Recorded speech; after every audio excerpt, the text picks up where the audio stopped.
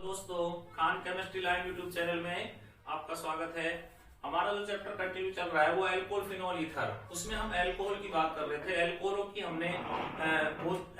हमने बनाने की विधियों की बात कर ली थी, भौतिक गुणों की बात कर ली थी और रासायनिक गुण में हम बात कर रहे थे वे रासायनिक अभिक्रियाएं जिनमें इस बंध का विखंडन होता है। इन रिएक्शनों को पढ़ रहे थे। इसमें मैंने आपको जेरी-विट्रोप विधि कराई थी, ठीक है, पिछली वीडियो में, और एस्टर का निर्माण कराया था। तो एस्टर पर और बात कर लेते हैं हम। एस्टर पर और बात कर लेते हैं। एक पॉइंट डालते हैं हम, एस्टरीकरण कहते किसे है। एस्टरीकरण कहते किसे है? क्योंकि अल्कोहल की बात की जा रही है, तो अल्कोहल से H+ आयन का यानी कि हाइड्रोजन परमाणु का प्रतिस्थापन, अल्कोहल से हाइड्रोजन परमाणु का प्रतिस्थापन एसिटाइल समूह से हो जाने पर, यह है एसिटाइल समूह, एसिटाइल समूह से हो जाने पर प्राप्त हाइड्रोकार्बन या प्रक्रिया क्या कहलाती है? एस्टरीकरण कहलाती है। क्या कहलाती है? एस्टरीकरण। तो रिएक्शन देखते हैं एक बार दोबारा से। रिएक्शन है CH3 C double bond O OH, ये हो गया कार्बोक्सिलिक एसिड, प्लस C2H5OH, ये हो गया C2H5OH। यहां से तो क्या निकल जाएगा? OH, क्योंकि ये क्या बच गया? एसिटाइल समूह। और ये क्या बच गया? CH3 C double bond O C2H5। यहां से हाइड्रोजन का प्रतिस्थापन हो गया और मुंह क्या हो गया भाई? तनु अम्ल उत्प्रेरक की उपस्थिति में रिएक्शन संपन्न होती है और प्रोडक्ट बनता है CH3 C double bond O C2H5। इसका नाम है एथिल एथेनोएट। क्या नाम है? Ethyl ethanoate, ethyl ethanoate. और इसमें से आपको पता है, क्योंकि इसका पहले प्रतिस्थापी लिखते हैं, तो ये तो आईयूपीएसी हो गया इसका एथिल एथेनोएट, और ये यहां पर क्या हो गया इसका नाम? एथिल एसीटेट, क्योंकि ये क्या है? एसीटेट आयन, तो नाम क्या हो गया इसका? Ethyl acetate. अब बात ये आती है कि भाई एस्टरीकरण के अंतर्गत एल्कोहलों की और कार्बोक्सिलिक अम्लों की क्रियाशीलता का क्रम क्या होता है? तो देखो, बहुत इंपॉर्टेंट पॉइंट है, क्रियाशीलता का ऑर्डर पूछा जाता है, बहुत मजेदार पॉइंट है, ध्यान से देखना। यदि कार्बोक्सिलिक अम्लों में ये C डबल बॉन्ड OH क्या होता है? कार्बोक्सिलिक क्रियात्मक समूह, और बॉन्ड OH क्या होता है भाई? एल्कोहलिक क्रियात्मक समूह। यदि बॉन्ड C डबल OH समूह में एल्किल समूह की संख्या बढ़ती है, किसकी संख्या बढ़ती है? एल्किल समूह की संख्या। और OH समूह में किसकी संख्या बढ़ती है? यहां पर भी एल्किल समूह की संख्या बढ़ती है, यानी कि कार्बोक्सिलिक अम्लों में भी एल्किल समूह की संख्या बढ़े और एल्कोहलों में भी एल्किल समूह की संख्या बढ़े, तो एस्टरीकरण प्रक्रिया घटती है, ध्यान रखना, हमेशा घटती है। तो उस स्थिति में एल्कोहल और कार्बोक्सिलिक अम्लों की क्रियाशीलता का क्रम क्या होगा उसको देखते हैं। तो देखो, मैं आपको कुछ कार्बोक्सिलिक एसिड लिखता हूं और कुछ कार्बोक्सिलिक अम्ल लिखता हूं और सारे कंप्लीट एल्कोहल लिखता हूं। तो देखो, मैंने लिख दिया HC double bond OH formic acid. दूसरा लिख दिया मैंने CH3C double bond OH acetic acid. फिर लिख दिया मैंने CH3 के साथ CH3 के साथ C डबल OH यानी कि डाई मैथिल एसिटिक एसिड। उसके बाद मैंने लिख दिया CH3C के साथ CH3 के साथ CH3 के साथ C double bond OH try Maithil acetic acid, यानी इसका नाम तो क्या हो गया? डाई मैथिल एसिटिक अम्ल। इसका नाम हो गया ट्राई मैथिल एसिटिक एसिड, और इसका नाम हो गया एसिटिक एसिड, और यह है फॉर्मिक एसिड। तो मैं ये कह रहा हूं कि यदि कार्बोक्सिलिक अम्ल क्रियात्मक समूह एल्किल समूह की संख्या बढ़ेगी तो एस्टरीकरण या एस्टर निर्माण की प्रक्रिया घटेगी। तो सबसे ज्यादा क्रियाशील कौन हो गया? फॉर्मिक एसिड, उसके बाद एसिटिक एसिड, उसके बाद डाइमेथिल एसिटिक एसिड, और उसके बाद ट्राइमेथिल एसिटिक एसिड। अब इसका आईयूपीएसी की बात करेंगे तो देखो 1 2 3 2 डाइमेथिल प्रोपेन 1 ओइक एसिड। क्या नाम हो जाएगा? 2 डाइमेथिल प्रोपेन 1 ओइक एसिड। और एल्कोहल की बात करूंगा तो देखो CH3 के साथ OH, ये तो हो गया बिलाक्रिक समूह जिसको सुपर एल्कोहल कह रहे हैं। उसके बाद प्राथमिक एल्कोहल CH3 CH2 के साथ OH, ये हो गया प्राथमिक एल्कोहल। उसके बाद बात करें CH3C के CH के साथ CH3 के साथ, ये हो जाएगा OH, ये हो गया आइसोप्रोपिल एल्कोहल यानी सेकेंडरी एल्कोहल। और बात करें CH3 क्या होल थ्राइज C के साथ OH, ये हो गया ट्रिप्टक एल्कोहल। तो बताओ एल्किल समूह की संख्या सबसे ज्यादा किसमें है? तृतीयक एल्कोहल में। तो एस्टर निर्माण के लिए सबसे कम क्रियाशील कौन होगा? तृतीयक होगा। फिर कौन सा होगा? द्वितीयक होगा, क्योंकि यहाँ एल्किल समूह की संख्या बढ़ रही है और इसमें एल्किल समूह की संख्या न्यूनतम है। तो इस स्थिति में सबसे ज्यादा तो क्रियाशील कौन है? मेथेनॉल। उसके बाद कौन है? प्राथमिक एल्कोहल। उसके बाद कौन है? द्वितीयक एल्कोहल। उसके बाद कौन है? तृतीयक एल्कोहल। तो एस्टर निर्माण के लिए ये था कार्बोक्सिलिक अम्ल और एल्कोहलों की क्रियाशीलता का क्रम। पूछा जाता है एग्जाम में, बहुत ही इंपॉर्टेंट है, इसलिए आपको मैंने ऑर्डर अच्छे से समझाया। अगर एल्किल समूह की संख्या कार्बोक्सिलिक अम्ल और एल्कोहल में बढ़ती है तो एस्टर निर्माण के लिए प्रक्रिया घटती है, क्रियाशीलता घटती है। और दो रिएक्शन देखते हैं एस्टर निर्माण के लिए। कौन कौन सी दो रिएक्शन है उनको देखते हैं।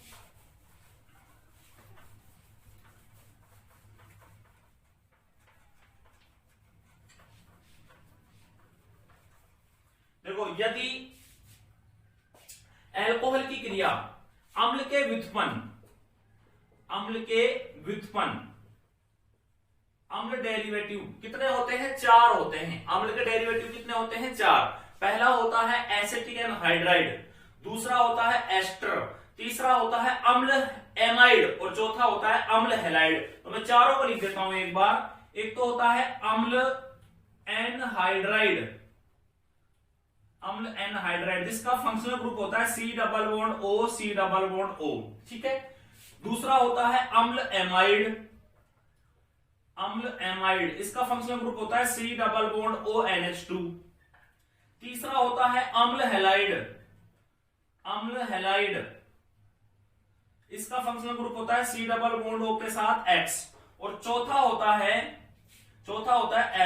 एस्टर का क्या होता है? C double bond OR। ये चारों क्या है? अम्ल के व्युत्पन्न है। अब मैं कह रहा हूं कि एस्टर का निर्माण करना है मुझे अम्ल के दो व्युत्पन्नों से, एक तो अम्ल एनहाइड्राइड से और एक अम्ल हैलाइड से। तो अम्ल हैलाइड और अम्ल एनहाइड्राइड के व्युत्पन्न यौगिक लेते हैं, व्युत्पन्न डेरिवेटिव यानी कि डेरिवेटिव कंपाउंड लेते हैं। तो अम्ल एनहाइड्राइड का डेरिवेटिव जो कंपाउंड होगा वो होता है एसिटिक एनहाइड्राइड। क्या होता है? Acetic anhydride CH3 C double bond O C double bond O CH3। यहां पर देखो, दो कार्बनों को व्युत्पन्न पद्धति में एसिड कहा जाता है। देखो, ऑक्सीजन से इधर भी 2 कार्बन है और ऑक्सीजन के बाद भी 2 कार्बन है, इसलिए इसका नाम देते हैं एसिटिक एनहाइड्राइड। क्या नाम देते हैं? Acetic anhydride. और इसका IUPAC नाम बहुत ही मजेदार है, ध्यान रखना, बहुत ही इंपॉर्टेंट है। देखो, इसका IUPAC नाम क्या होता है? इसका अनुलग्न जो लगाते हैं, पूर्वलग्न इसका होता नहीं है, अनुलग्न होता है ओइक एनहाइड्राइड। Oic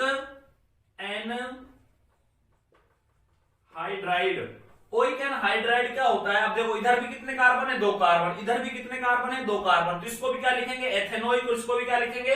ethanoic. और ऑक्सीजन को क्या कहा जाता है? एनहाइड्राइड। तो नाम हो जाता है इसका IUPAC ethanoic comma ethanoic anhydride. Ethanoic comma ethanoic anhydride. आपको अच्छा समझ में आ रहा होगा। अब इससे क्या निर्मित करना है हमको? एस्टर निर्मित करना है। क्या निर्मित करना है? एस्टर। रिएक्शन किसके साथ कराएंगे? अब एल्कोहल के साथ। किसके साथ कराएंगे?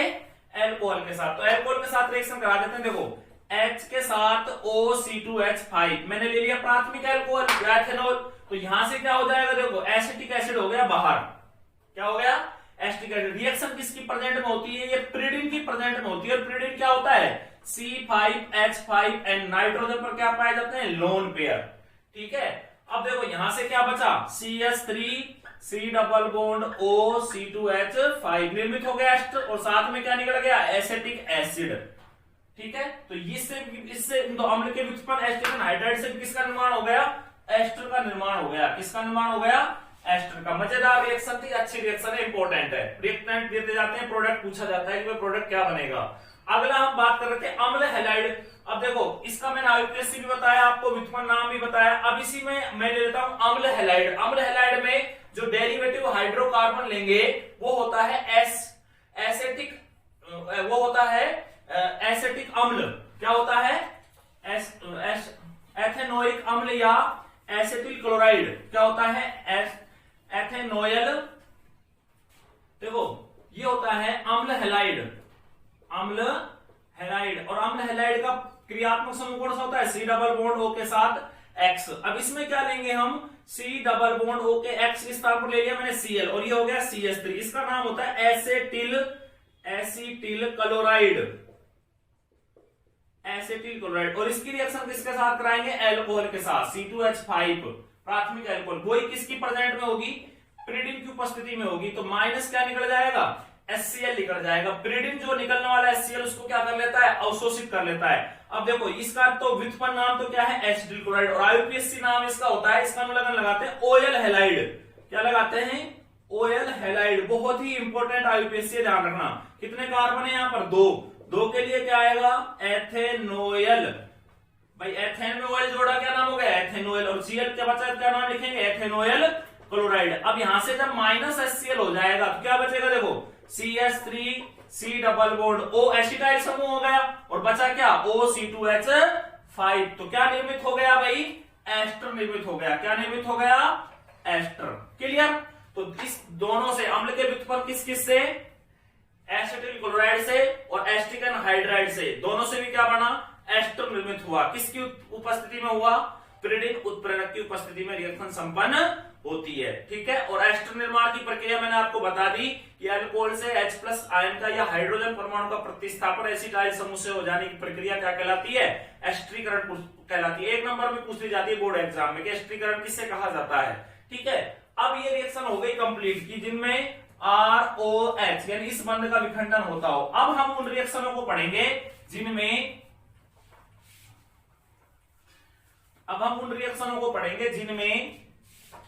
ROH यानी इस बंध का विखंडन होता हो। ROH इस बंध का विखंडन हो यानी पूरा हाइड्रोक्सी समूह हटता हो, वह रासायनिक अभिक्रिया है। सेकंड पार्ट में पढ़ेंगे वह रासायनिक अभिक्रिया जिनमें ROH बंध का विखंडन होता हो।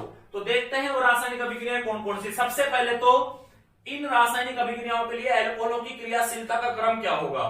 तो देखो मैंने लिख दिया R के साथ 3, C के साथ OH तृतीयक एल्कोहल। उसके बाद लिख दिया R2CH के साथ OH द्वितीयक एल्कोहल।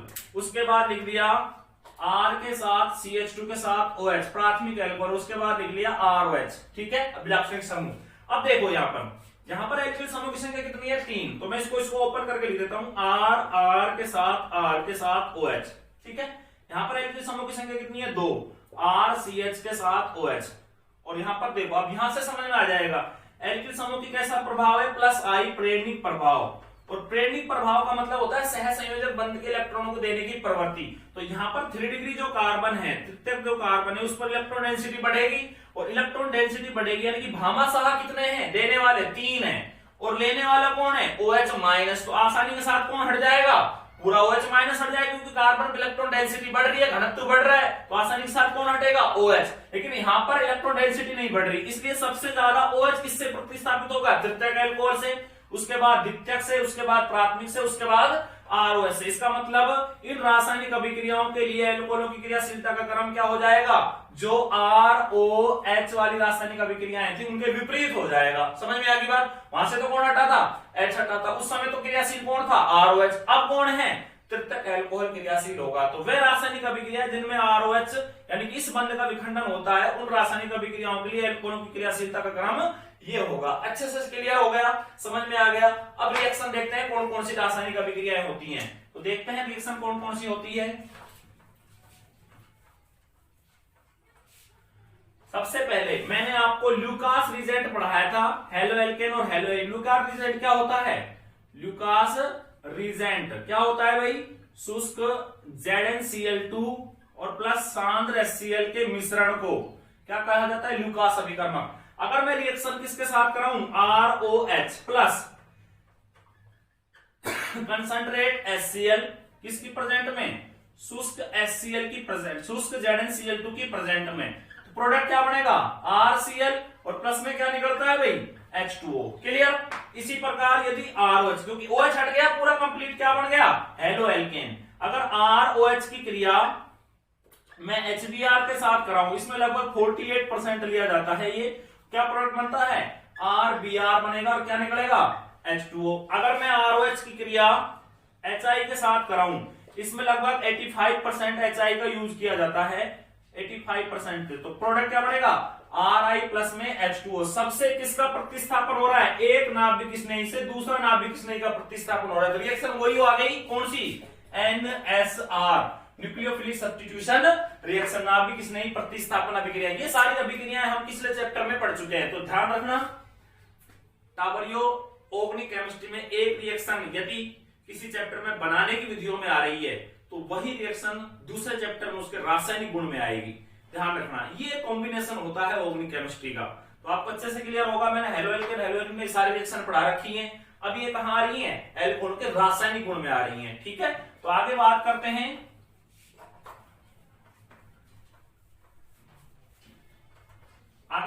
हैं, यदि ROH की क्रिया अमोनिया के साथ कराई जाए, लगभग 573 केल्विन टेम्परेचर पर गर्म किया जाता है इसको, और शुष्क ZnCl2 भी प्रेजेंट में लिया जाता है, तो क्या पड़ेगा बताओ, प्राथमिक एलिफेटिक एमीन और साथ में क्या निकलेगा, H2O। अब इसमें एक अपचयन रिएक्शन पढ़ते हैं, ROH प्लस HI, इसमें रिडक्शन होता है लाल फास्फोरस की उपस्थिति में। हमेशा ध्यान रखना, लाल फास्फोरस आएगा किसी भी रासायनिक अभिक्रिया में, तो अधिकतर यूनिवर्सल ट्रूथ होता है, रिडक्शन क्रिया कंप्लीट होती है, तो रिडक्शन में क्या बनेगा, RH। तो यहां पर देखो 2 मोल लिए जाते हैं, ये तो बन जाता है RH, साथ में क्या निकल जाता है H2O, और साथ में क्या निकल जाता है I2 के मोल, यानी आयोडीन गैस मुक्त होती है, आयोडीन गैस मुक्त होती है, ठीक है।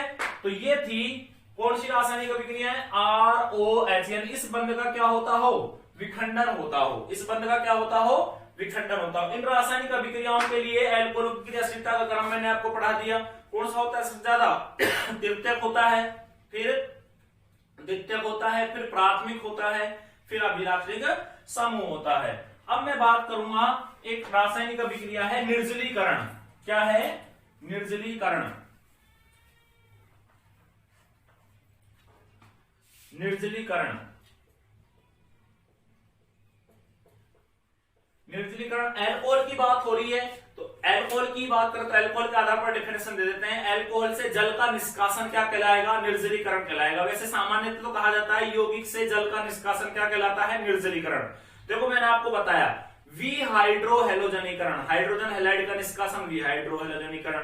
अब आया था थोड़ी देर पहले, जस्ट हमने पीछे बात की एस्टरीकरण, यानी कि एस्टर का निर्माण क्या कहलाती है, एस्टरीकरण प्रक्रिया कहलाती है। अब आ रहा है निर्जलीकरण, यानी किसी भी यौगिक से जल का निष्कासन क्या कहलाएगा, निर्जलीकरण। एक होता है विकार्बोक्सिलीकरण, किसी भी हाइड्रोकार्बन यौगिक से CO2 गैस का निष्कासन क्या कहलाता है, विकार्बोक्सिलीकरण कहलाता है। अब निर्जलीकरण की बात कर लेते हैं, तो निर्जलीकरण जब एल्कोहलों का होता है, तो देखो मैंने ले लिया C2H5OH, C2H5OH, निर्जलीकरण का मतलब होता है जल का निष्कासन। अगर रिएक्शन 413 केल्विन पर पूछी जाए आपसे, ध्यान रखना बहुत ही इंपॉर्टेंट रिएक्शन है ये, इसमें आप एग्जाम में क्वेश्चन को गलत कराते हो। यदि 413 केल्विन टेम्परेचर पर रिएक्शन पूछी जाए तो हमेशा ध्यान रखना H2O बाहर हो जाएगा और बचेगा क्या, C2H5O, C2H5, नाम क्या है इसका, डाई एथिल ईथर। अब यहां पर जल का तो क्या हुआ है, निष्कासन हुआ है, लेकिन प्रोडक्ट क्या बना है, डाई एथिल ईथर, और इसका IUPAC क्या होता है, एथोक्सी एथेन, एथोक्सी एथेन। इसका क्या लगाते हैं, पूर्व लगन लगता है, अनुलगन होता नहीं है ईथर का, एल्कोक्सी एल्केन। एल्कोक्सी शब्द हमेशा छोटी हाइड्रोकार्बन श्रृंखला के साथ जुड़ता है, और एल्केन शब्द हमेशा बड़ी हाइड्रोकार्बन श्रृंखला के साथ जुड़ता है। तो यहाँ पर तो दोनों समान है, इसलिए एक में एल्कोक्सी, एक में एल्केन लगा दिया, तो क्या नाम हो गया, एथोक्सी एथेन। अगर रिएक्शन, यही रिएक्शन, ये स्थिति हो जाए C2H5OH, ठीक है, और यही रिएक्शन सांद्र H2SO4, सांद्र H2SO4 क्लियर, 433 से 443 केल्विन टेम्परेचर पर कराई जाए तो प्रोडक्ट एल्कीन प्राप्त होगी। ध्यान रखना क्या प्राप्त होगी, एल्कीन, और किसका निष्कासन होगा, H2O का। एल्कीन में क्या उत्पाद बनेगा, एथीन, और एथीन कैसा नाम है, व्युत्पन्न नाम है, ध्यान रखना कैसा नाम है, व्युत्पन्न नाम है, ठीक है। तो ये हो जाएगा एथीन। अब इसकी मैकेनिज्म देखते हैं कि भाई एथीन बनी कैसे। तो इस निर्जलीकरण की जो क्रिया विधि है वो 3 पदों में पूर्ण होती है। पहला पद होता है इसमें प्रोटॉन का आक्रमण, स्लो स्टेप होता है। दूसरा पद होता है इसमें जल का निष्कासन यानी कि निर्जलीकरण। तीसरा स्टेप होता है इसमें विप्रोटोनीकरण यानी प्रोटॉन का निष्कासन। तो मैं आपको डिटेल में सारे स्टेप बताऊंगा, आपको अच्छे से क्लियर होगा मुझे आशा है, और ये आपको रिएक्शन अच्छे से क्लियर हो रही है। लेकिन इसमें क्या ध्यान रखना है आपको, एग्जामिनर टेम्परेचर का फर्क दे देता है, यहां पर टेम्परेचर ये देगा, यहां पर टेम्परेचर ये देगा, तो टेम्परेचर के आधार पर आपको प्रोडक्ट देखकर बनाने, बहुत ही मजेदार रिएक्शन है दोनों, ठीक है, कंफ्यूज करने वाले रिएक्शन है, सिर्फ आपको टेम्परेचर पर और कंसंट्रेट H2SO4 पर ध्यान रखना है। तो देखते हैं रिएक्शन कैसे होती है।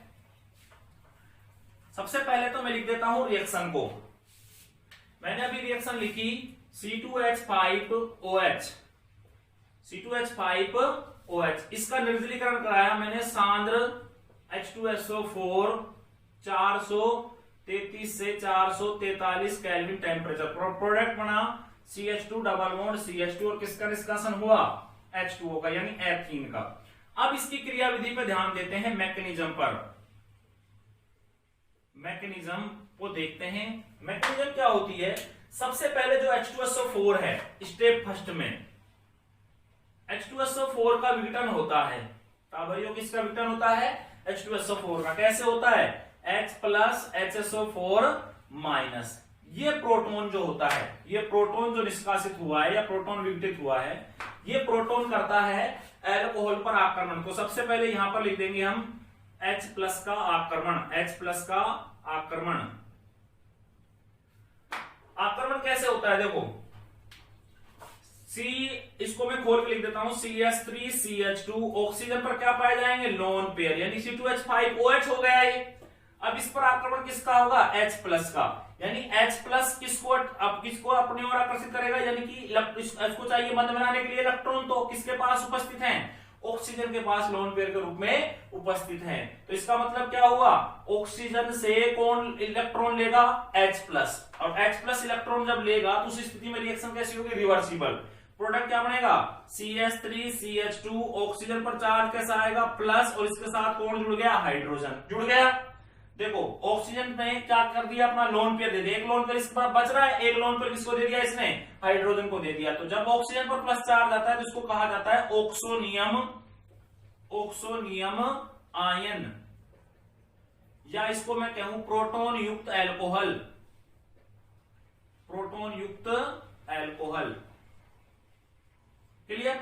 अब देखिए स्टेप फर्स्ट हो गया, स्टेप ये स्टेप जो होता है ये स्टेप होता है स्लो स्टेप, मंद पद। दूसरा जो स्टेप होगा स्टेप सेकंड में होगा जल का निष्कासन, जल का निष्कासन, ठीक है। जल का निष्कासन कैसे होगा, ध्यान दो इधर, ये जो बना है CH3CH2 ऑक्सीजन पर चार्ज प्लस और ये हाइड्रोजन और ये हाइड्रोजन, ठीक है। अब कार्बन और ऑक्सीजन में से विद्युत परमाणु कौन है, ऑक्सीजन है, कौन है ऑक्सीजन है। तो इस वाले कोवलेंट बॉन्ड के इलेक्ट्रॉन जो हैं वो किधर की तरफ जाएंगे ऑक्सीजन की तरफ, तो ये प्लस किस पर आएगा कार्बन पर आ जाएगा, H2O बाहर हो जाएगा क्योंकि ऑक्सीजन पर एक लोन पेयर तो पहले ही बच रहा है, एक लोन पेयर का जोड़ा ये आ गया इस बॉन्ड के इलेक्ट्रॉन के रूप में। तो प्रोडक्ट क्या बनेगा CH3CH2 प्लस और साथ में क्या निकल गया H2O, तो ये बन गया एथिल कार्बोकैटायन, क्या बन गया एथिल कार्बोकैटायन। अच्छे से क्लियर हो रहा है आपको।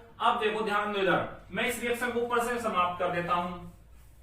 स्टेप कौन सा है अपना, स्टेप 2 हो गए कंप्लीट, ये बन गया एथिल कार्बोकैटायन मध्यवर्ती, मध्यवर्ती। अब एथिल कार्बोकैटायन जो स्टेप थर्ड है उसमें किसका निष्कासन होगा, प्रोटॉन का विप्रोटोनीकरण, यानी प्रोटॉन का निष्कासन, विप्रोटोनीकरण। अब ध्यान दो इधर, ये बना हुआ है हमारे पास, मैं इसको खोल के देख रहा हूं, देखो C के साथ H के साथ H के साथ H, C के साथ H के साथ H के साथ प्लस, इस कार्बन पर क्या है प्लस। अब इन दोनों की विद्युतीयता कैसी है, समान है, दोनों भाई, एक पे परेशानी आएगी तो दूसरा क्या देगा साथ, यहां से किसको भगाएगा, वो खाद किसकी नहीं होती है हाइड्रोजन की, तो यहां से जब ये भागेगा तो ये किस रूप में जाएगा H प्लस के रूप में, और इस वाले बॉन्ड के इलेक्ट्रॉन कहां आएंगे डबल बॉन्ड के रूप में। तो माइनस क्या हो जाएगा, देखो H प्लस क्या बचा CH2 डबल बॉन्ड CH2 और क्या निकल गया H प्लस। वो H प्लस किसके साथ अभिक्रिया करेगा HSO4 माइनस के साथ, HSO4 माइनस के साथ, तो क्या बनाएगा बताओ H2SO4 वापिस से, और उत्प्रेरक ने क्या काम कर दिया, रासायनिक अभिक्रिया भी संपन्न करा दी और स्वयं भी वापिस अपरिवर्तित हो गया। तो क्या निर्मित हुआ, देखो उत्पाद के रूप में H3 निर्मित हुई। पहला पद कौन सा, एक बार दोबारा से पुनः रिपीट कर देता हूं, H2SO4 का विघटन H plus HSO4 minus H+ का आक्रमण क्या बनेगा, ऑक्सोनियम आयन या प्रोटॉन युक्त एल्कोहल। जल का निष्कासन, इस कोवेलेंट बॉन्ड के इलेक्ट्रॉन किधर जाएंगे, ऑक्सीजन की दिशा में, तो इस पर चार्ज कैसा आएगा, प्लस। इसका नाम क्या होगा, एथिल कार्बोकेटाइन। क्या कहलाएगा ये, मध्यवर्ती। और इससे क्या होगा, विप्रोटोनीकरण। H+ का निष्कासन होगा, उत्पाद के रूप में क्या बनेगा, एथीन बन जाएगी। और वो H+ किसके साथ अभिक्रिया करेगा, HSO4- से दोबारा से क्या बना लेगा, H2SO4 बना लेगा। तो ये कौन सी क्रिया विधि थी, निर्जलीकरण। इस निर्जलीकरण के लिए भी अल्कोहलों की क्रियाशीलता का क्रम पूछा जाए, इस निर्जलीकरण के लिए भी अल्कोहलों की क्रियाशीलता का क्रम पूछा जाए, तो बताओ कौन हट रहा है, यहां से OH हट रहा है, तो इसका मतलब OH किससे ज्यादा जल्दी हटता है, तृतीयक अल्कोहल से। फिर किससे हटेगा, द्वितीयक से। फिर किससे हटेगा, प्राथमिक से। और फिर अभिलाक्षणिक समूह से। तो निर्जलीकरण के लिए भी सबसे ज्यादा क्रियाशील कौन सा हुआ, तृतीयक अल्कोहल, फिर द्वितीयक अल्कोहल, फिर प्राथमिक अल्कोहल और फिर अभिलाक्षणिक समूह, जिसको कैरेक्टरिस्टिक कैरेक्टर बोलते हैं अल्कोहलों का। ठीक है, तो इस प्रकार से अल्कोहलों की वह रासायनिक अभिक्रिया संपन्न हो गई जिसमें किसका विखंडन होता है, ROH बंध का विखंडन संपन्न होता है। यानी कि इस बंध का विखंडन होता है ROH। ठीक है, तो आज का वीडियो हमारा डियर स्टूडेंट तो यही समाप्त होता है। मुझे आशा है कि आप लोगों को मेरे द्वारा पढ़ाया गया सभी रिएक्शन है, निर्जलीकरण मैंने आपको पढ़ाया है, इसमें मैकेनिज्म अच्छे से क्लियर हो गई होगी। इसलिए आप सभी मेरे चैनल से बने रहिए। इसलिए मेरे चैनल को आप सब्सक्राइब करें, लाइक करें और बेल आइकन को दबाएं ताकि आगामी वीडियो की आपकी सूचना समय पर प्राप्त होती रहे। इस तरह से लगातार और नियमित रूप से मैं आशा करता हूं, मुझे पूर्ण विश्वास है कि सभी छात्र, जितने भी स्टूडेंट्स मुझसे जुड़े हुए हैं, वो सभी छात्र नियमित रूप से अध्ययन कर रहे होंगे और नियमित रूप से आपके अपने नोट्स कंप्लीट कर रहे होंगे, ताकि आगे आने वाले समय में मुझे उनसे पूर्णतया पॉजिटिव यानी रेस्पॉन्स, पॉजिटिव रेस्पॉन्स प्राप्त हो। इसलिए सभी स्टूडेंटों को मेरी तरफ से बहुत बहुत धन्यवाद और आपका दिन शुभ रहे।